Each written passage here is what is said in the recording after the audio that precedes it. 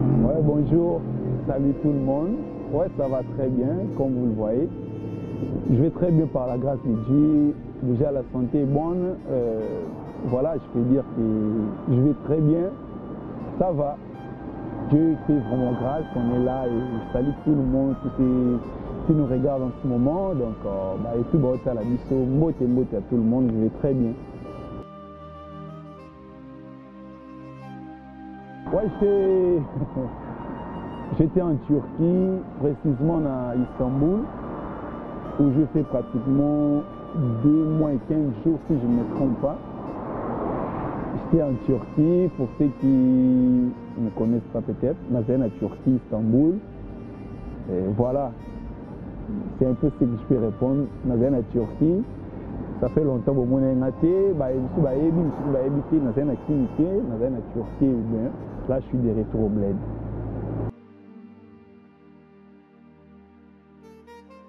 Bon, en fait, la Turquie, je juste pour le tourisme, vacances. J'avais estimé que je travaillais trop l'année passée et je voulais à la base que je sois moi temps et repos. Normalement, je devais voyager en Turquie pour le mois de janvier, parce que j'avais un visa depuis janvier. On a vu quelques petits problèmes personnels, mais ça là qui n'a repoussé un peu le voyage ici à la fin avril. Malheureusement ou heureusement, malheureusement ou heureusement, on a été pour 2 semaines. Maintenant, on a commis Istanbul, on a tout confiné. Du coup, j'avais pas d'autre choix, il fallait qu'il y ait un confinement parce qu'il y a pour 2 semaines et puis le confinement, il y a qui confiné fini et puis il y a qui et puis ça là moi sous personnel car les alaka donc c'était ça vraiment but à voyage dans la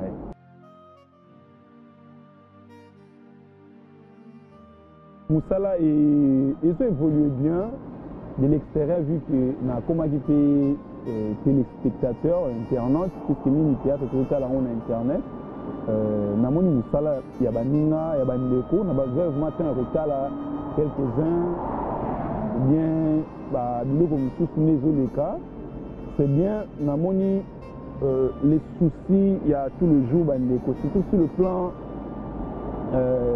le plan technique bandeko pe belé bazosala d'effort sur le plan technique je vis vraiment que bandeko belé basali d'effort et bazo continuer pour pousser d'effort présentation parce que Moussa Nabiso ils ont déjà la présentation dans mon œuvre qui apporter tout comme le côté pour baisser mon côté là déjà la présentation en tout cas bandeko belé va évoluer et aujourd'hui on a Moussa les autres ça m'a kitoko qualité ça bien l'image est tellement propre et ça fait vraiment plaisir. Il y a comme on a un bel bandeko pour comprendre vision de l'extérieur. Moi, ça me faisait vraiment plaisir. Tout comme on a le théâtre, tout ça là,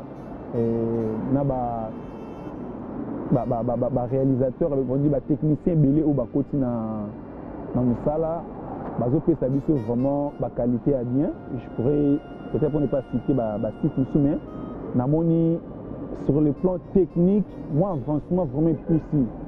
Au la théâtre, au cinéma, au comparé à des misusu, on a vraiment des différences, c'est ça moi milité, bien qu'il y a beaucoup à améliorer. Je pourrais dire, quand on est sur le plan technique, au bon ici, le belé peut souci à bon c'est ça, le connaît va perdre chez moi pendant que filmer ça les ma perdre chez Bimina chance, c'est pas vraiment professionnel.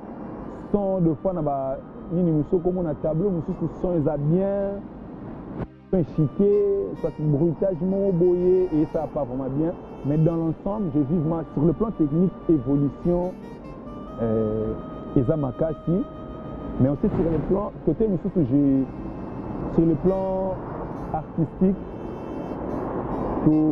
deux fois tous allez un peu borné par tout le monde et tout un peu borné n'a pas tiens nous ça moi comme encore. J'ai vraiment monté un retard là car parce que tant que tu es sur place, tu dois vraiment bien que na commis film comme tu dois vraiment bien fait. Puisque pour nous tournons obligés sur le dos tournage je me suis bien mais na libanda on a vraiment pris en plein temps tournage et dans nos hôtels pour juger peu œuvre personnelle dans l'ensemble toza plus na problème moko na ba thématique na biso onde tozo tourner ka place moko o retrouver ba thème ya ba théâtre ka moko na ba différentes productions ba ninga to biso moko okota théâtre oyo hotel na wana ezokende presque identique tozo meka mpe ko faire voyager mitu na biso te étant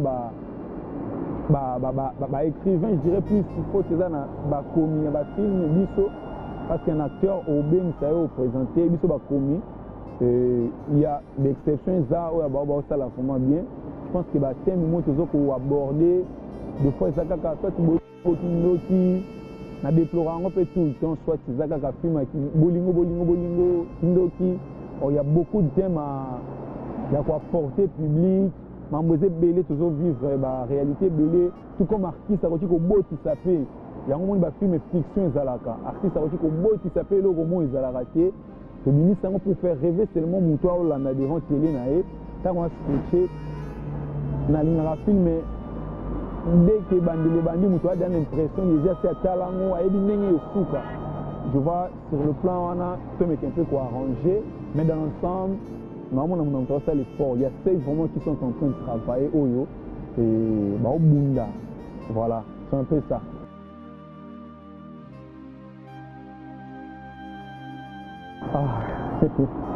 Ouais, je sais que l'écriture n'a pas manqué tellement na ya toute télévision parce que zappé na bateau balinga musa nanga et bateau bilé na voyager va faire parvenir na do bateau ko yibisanga tout le temps et puis donc à moins que musa tout ça la remema biso vraiment trop loin et bateau musa ba réagir ça directement mais très bientôt to zongela et je pense que déjà dernier film tout ça là qui une maison entière je crois que bateau bilé na posta et bakomelanga bateau bilé aussi ça bien comment c'était déjà prévu de faire une deuxième saison na signifié que déjà plus bandeko bilé film s'il est bien té il faut savoir une chose biso to bundaka avec ba propre moyen na biso on n'a vraiment pas de sponsor pas ba partenariat mo boye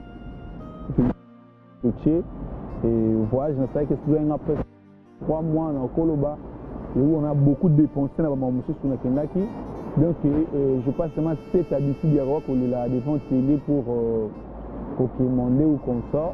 Bon, on dit que le moyen, il y a toujours un moyen à rechercher, et moyen, on le cherche toujours. Dans le bateau, il faut savoir que pas qui la production, normalement, on allait continuer dans les Libanda, bien prévu, ils ont raté. Je n'avais pas prévu de faire 2 mois Libanda, c'était juste pour 2 semaines. Et malheureusement, ou heureusement, je ne sais quoi dire, Dieu est bon, donc c'est que Dieu fait bon.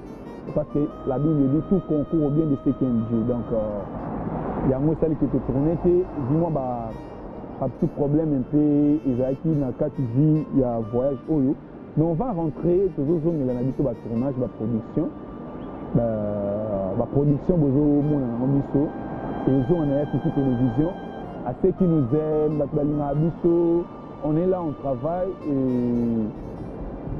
nous avons arrangé déjà une équipe technique, tout ça, la planning, pour prendre un peu le tournage, vu que tout le temps, TV, l'hôtel va filmer, mais en attendant, comment on continue à couper sa force en consommant la vidéo presque tout chaka. Je sais que nous avons plus de films sur la chaîne, on va consommer tout ça, la vidéo pour tout ça toujours dans la cadence, mais on revient vraiment avec force. Tout il y a une télévision, il écriture, très bientôt, le film est sur Zoma.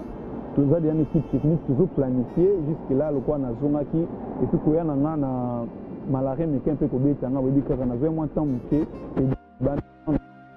mais quelques bouger du coup on se pas une par la grâce de Dieu na bolimonae on reprend très bientôt la production na FFI télévision tous les 2 mois tout ça Libana et il y avait aussi un film que Banda déjà tourné une partie na Istanbul na Popine. Déjà il faut peut-être que la film est au Bandanango avant de relancer ma remboursée. Voilà, c'est ce que je pourrais dire.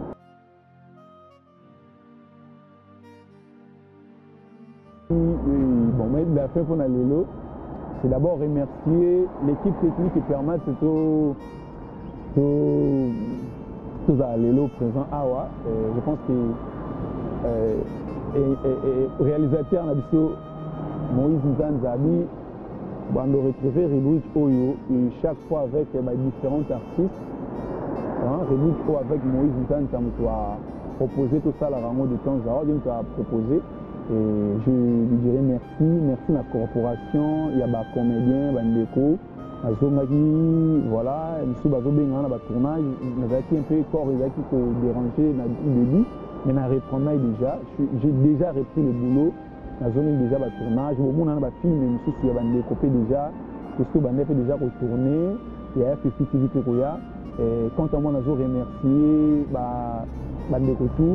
je remercie Yannick Eliziki, Salembatable Poutine, Wilson Miranda Zapatero, Sunda Adama, Diogo Sunda, Sendulu Bilele, Diogo Ntinga, Diogo Gora Tambwe, Christelle Ongungu, Gezola, Issam Group, Ismaël Hussein, Abdou,